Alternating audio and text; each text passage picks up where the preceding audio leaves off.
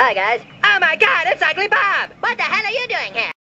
From original-gamer.com, these are the top 5 most underrated and overrated moments in Final Fantasy history. Underrated. Number 5. The whole game of Final Fantasy IX. Despite Sakaguchi and Nojima stating that 9 was intended as a tribute to the series, some fans were rather harsh to its medieval environment and simplified gameplay. In our opinion, this was due to the wave of the new Final Fantasy fans that discovered the series with 7 and 8. These are the ones who refused to play the earlier games in the series due to their supposed bad graphics, and actually thought that 8 was a sequel to 7. And yes, there are people that stupid. If you think Final Fantasy IX was the worst Final Fantasy on the PlayStation 1, then I have a question for you.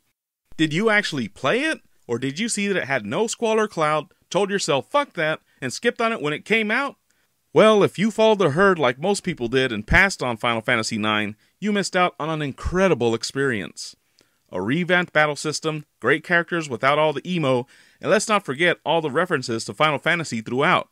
Check this game out, don't judge it unfairly, and may the lack of cloud or squall not hinder you on your journey of fun. This game is for fans of the entire Final Fantasy series, and not just the posers that showed up with parts 7 and 8. Number 4. Blitzball from Final Fantasy X and 10-2. Seriously, it wasn't that bad. You recruit players, win sweet prizes, and frankly, it's not as big of an annoying piece of shit that Triple Triad was. What's so great about it is how the game is based around this pastime, with the manual speaking of how Blitzball is a national sport of Spyro and one of the few things that lets them forget about sin, if only for a moment. This is not some bullshit minigame that's inexplicably popular, Triple Triad. Instead, Blitzball is central to the story and the characters. Of course it has its issues, but it's still far more enjoyable than most of the other time-consuming crap that Square has subjected us to. We only wish that the League mode wasn't quite so long though. At least there's a trick to make the games go by faster once you're ahead on points. And let's not forget that Final Fantasy X-2 fixed those problems with a new type of Blitzball. Number 3. Beatrix and Steiner kick some ass in Disc 3 in Final Fantasy IX. By the time Disc 3 starts, a lot has happened, almost making the return to the starting city of Alexandria feel like the start of a different game. Everything starts out well, with the Zidane and the others going to visit Garnet, who has just become queen. Then Kujo walks out from behind the statue at the entrance as if to remind us of the threat he very much still poses. Then, to drive the point home, he summons Bahamut and tons of mist monsters. The havoc they wreak is all a means to an end, but that doesn't stop General Beatrix and Captain Steiner from kicking some ass. We haven't seen them in a while and Steiner is quite weak, so it's time for some power leveling. All of Beatrix's powerful abilities and Save the Queen don't just make for a great time with her as a playable character. Their camaraderie shines through, and the song Protecting My Devotion helps make the whole scene even better, and that's only the beginning. Number 2. Gallows' End in Final Fantasy V. When it comes to sad or moving moments in Final Fantasy, everyone mentions Aerith Gainsborough all the time and Leo Christoph to a lesser extent. But no one ever talks about Galufhound Baldesion.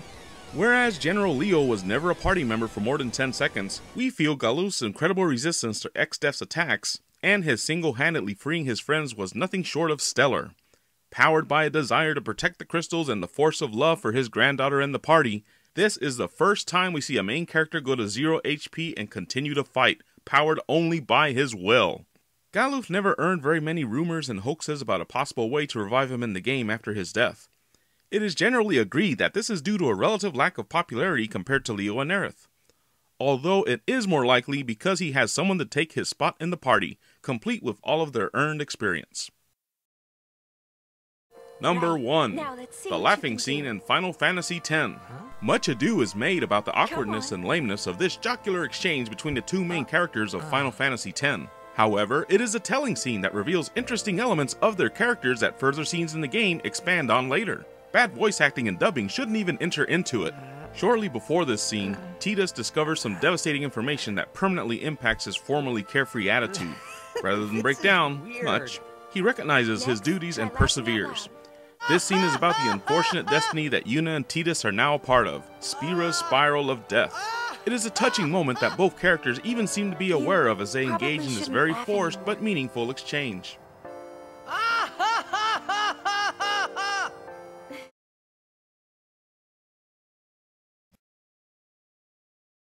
Overrated. Number 5. The opera scene from Final Fantasy VI. This is probably the most crammed in, forced dramatic moment in any Final Fantasy game. Here you are, trying to get an airship, and what is your clever ruse? Switch out an opera singer and put Celis in her place to have her kidnapped by Setzer so you can get that fucker's airship. But oh no, we just can't have you do the switch so easily. You have to sit and listen to this goddamn pseudo music that still makes my ears bleed, and you have to remember to not fuck up when making your choice of what lines to say, because if you do, you have to start at the beginning and listen to the damn song again and again. I literally felt my balls creeping their way into my body as my DNA was rewriting itself to turn me into a woman as I watched this crapfest take place. Number 4. The Macalania Lake scene from Final Fantasy X. People seem to remember this scene for 2 reasons. Number 1, it is a very beautiful cutscene. Number 2, Tidus and Yuna supposedly do the deed underwater. Nice. Moving on, didn't Yuna only start practicing holding her breath during the Eternal Calm? It is funny how Suteki Nade doesn't really fit given how the events leading up to this scene unfold. There is a reason Yuna is crying. Sure, this is a pretty cutscene, but we think Final Fantasy X fans overstated its importance just a little bit. Number 3. The date at the Gold Saucer from Final Fantasy VII. There is no doubt in our minds that Final Fantasy introduced new aspects of gaming to its audience.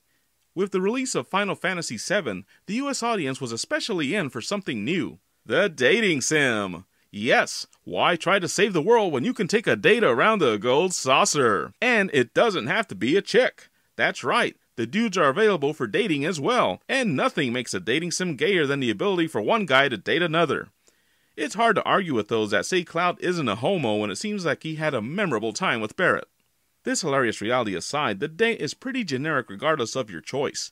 People would like to believe that character development is the result, but none of the characters reference this event for the rest of the game. It was probably meant to be just with Aerith initially, but even her conversations are limp and contribute little to her character. Number 2. Eyes on Me on the Ragnarok from Final Fantasy VIII. My god! What can you say about this entry? One song that made gamers all across the world a little more faggy. Did you cry when this song played? Did your friends cry when this song played? The song sucked, and you suck for not turning up some AC/DC to drown it out. Talk about the pussification of an entire generation of gamers with just one homo song. Colorful language aside, the song isn't even appropriate to the scene. Just listen to the lyrics and you'll realize that it is actually more about Julia and Laguna. The bottom line was that Squall and Renoir were lucky enough to be alive, and they didn't need a very average pop song to follow an awkward conversation about hugs and their parents.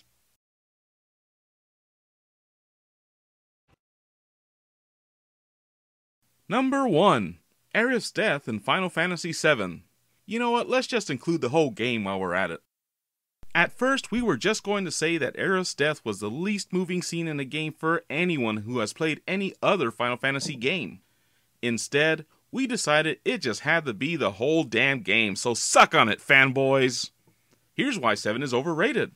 Eris Death was totally foreshadowed. Her character development sucked. Cloud was not deep, neither was Vincent, and Barret was a badass but quickly shoved to the background after Midgar. Then there's the blatant, man, if we only had some TNA character, Tifa. But hey, at least I'm skirting around the issue of length. Let's all point at Stan and laugh, children. Yeah. Pizza Pie!